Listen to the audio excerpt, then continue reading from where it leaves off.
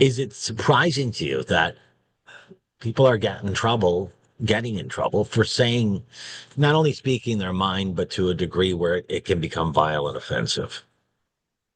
Well, no, unfortunately, it doesn't surprise me in these, polarized times where everybody seems to want to, sort of seek revenge on whoever they consider their opposites. I mean, we saw similar things after the January 6th assault on the Capitol when, people on the other side of the political spectrum were scouring social media feeds and, calling on employers to discharge people who had made posts supportive of the attack on the Capitol. So this is not new, but also the First Amendment has some, I think, some fairly clear things to say about it.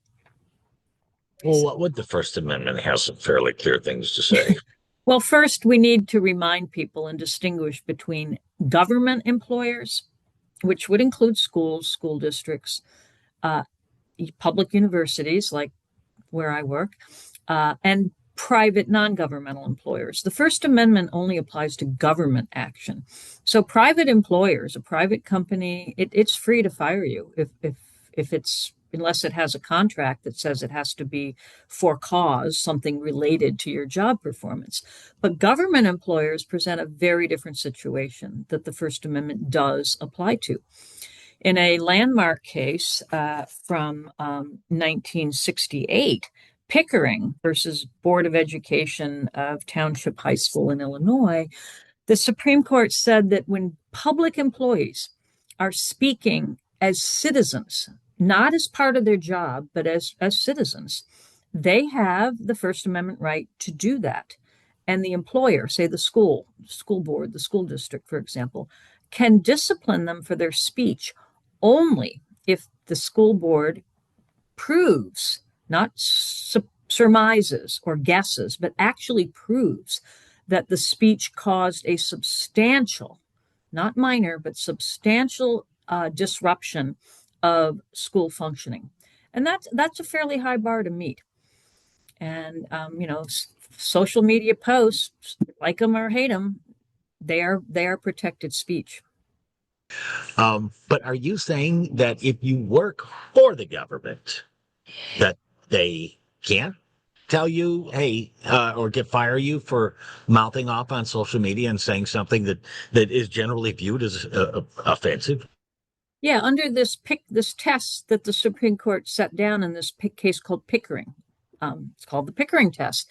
They said, look, just like the government couldn't punish any citizen, any member of society for posting something the government doesn't like on social media, they cannot punish their employees for doing that if, this is the big if the employee is speaking as a citizen. So the distinction the Supreme Court drew in Pickering is the employee speaking as part of their job, like a teacher saying, in my classroom, I am teaching people, something that others don't like about Mr. Kirk or political violence or something like that. That's speaking as part of your job, as part of your job duties. For that, the government employer, has the same right to control what the employee says and does as a private employer. But when the government employee, the teacher, the professor, someone who just works for a state or government agency is speaking, on their private social media account as a citizen, then the government can't punish the speech, sanction them for their speech. As I said, this unless the government employer would have to prove actual substantial disruption to the functioning of the school or the government agency or the government program. They can't just say, "Oh, people don't like what this person said, and they're, bombarding us with complaints." They would have to show that somehow that employee's social media post that they made in their capacity as a citizen is actually interfering with, in the case of a school, the discipline of students, the teaching, the decorum in the school, something like that. And it's similar with students. There was a case I think just 3 years ago. The U.S. Supreme Court decided a case about whether a school district can punish a student for social media posts that they made. That case is called BL versus Mahoney or Mahanoy. I'm sorry about, I don't know the pronunciation, school district in Pennsylvania. And that was a student who went on Snapchat to, in a rather profane way, complain to her little Snapchat group about the cheerleading squad because she was disappointed she didn't make the varsity cheerleading squad. So she dropped a lot of profane words about the coach and the selection process. And so she made a personal social media post about a school program. And the school tried to kick her off the team. And the Supreme Court said, no, you can't do that. That violates the First Amendment. So, when public employees are talking as citizens, they have the rights to say disagreeable and offensive things on social media, just like anyone else does. Doesn't, mean that it's I don't approve of the way people pop off on social media, but the First Amendment protects speech other people don't approve of. As an attorney and someone who specializes, I mean, what kind of advice would you give people? Well, I would remind people that just because you have a First Amendment right to say something doesn't mean it's a wise idea, or a good idea to say something. I think that too many people, when they're still in the heat of passion and anger and upset about something, just pop off and hit the post key or hit the send key. And I think, in general, that's contributed to some of the bitter divisiveness in our society, where basically social media has become a mechanism for screaming at each other. So my advice to people would be, you know, think before you hit post, think before you hit send, think and say, would I say this out loud, to people I know? So exercise some basic human, sense and responsibility.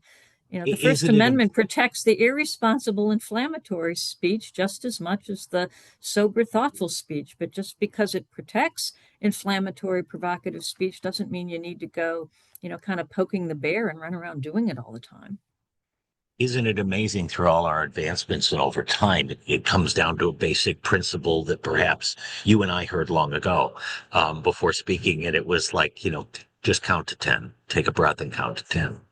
Yeah, yeah, absolutely. It's kind of like be a mature adult, uh, count to 10, take a deep breath.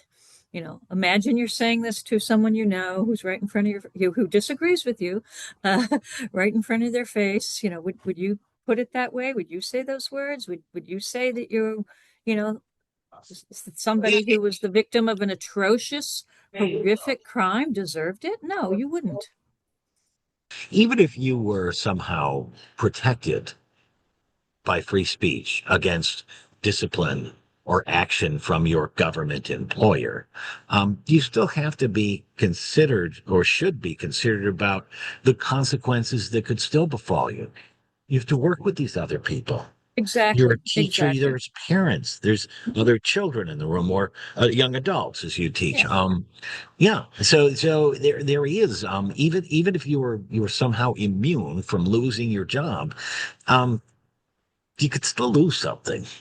Absolutely. You can lose the respect of your colleagues. You can lose a certain, trustful collegiality in the workplace. You can, lose the respect of your students. If you're a teacher, you can, have of all the things parents get riled up to teachers about, you don't really want to keep adding things to the list. I think what teachers can do in times like this is to talk to people about the importance of free speech, but to say that that doesn't mean we should be irresponsible. And also to explain, historically why we protect speech that, the government doesn't like, why There are good reasons for that. I mean, we have a long history in this country of, during World War I, sending people to jail for 20 years because they circulated pamphlets opposing the draft. During the McCarthy era, sending people to jail just because they joined the Communist Party because they thought Marx had some good ideas. During the civil rights era, the southern states were throwing people in jail for peacefully protesting because they didn't like the fact that they were opposed to their segregation laws. We have a long history in this country of when government gets to decide, who can say what, the government suppresses at whatever time, speech they don't like. And, that can cut both ways. It can mean that a government that leans left could punish people who express speech from the right, and a government that leans right could punish people whose speech leans left. So, I mean, those are important fundamental reasons why, First Amendment laws developed to say we have to protect the speech that the majority of the public may not like or the government may not like at any given moment, because otherwise, it's all going to come, if it comes for thee today, it's coming for you tomorrow. Because what's considered offensive in any given time or by, everyone's got a different perspective on what's offensive.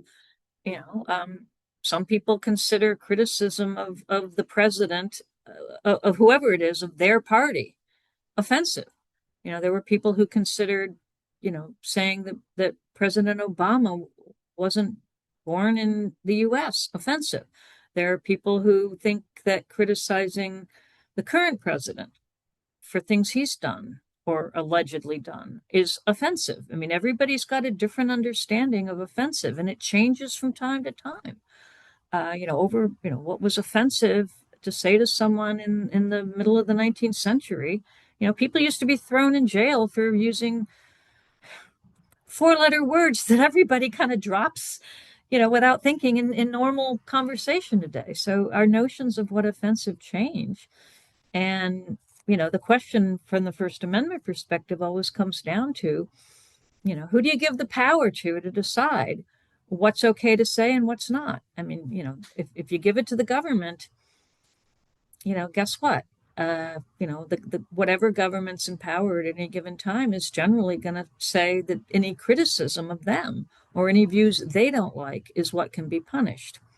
And the framers of the First Amendment, you remember, these were people who had engaged in overthrow of a government they didn't like, said, robust debate about, public matters and criticism of the government is fundamental to a free society and maintaining, a democracy. You can't just give the government the power to decree what is permissible to say.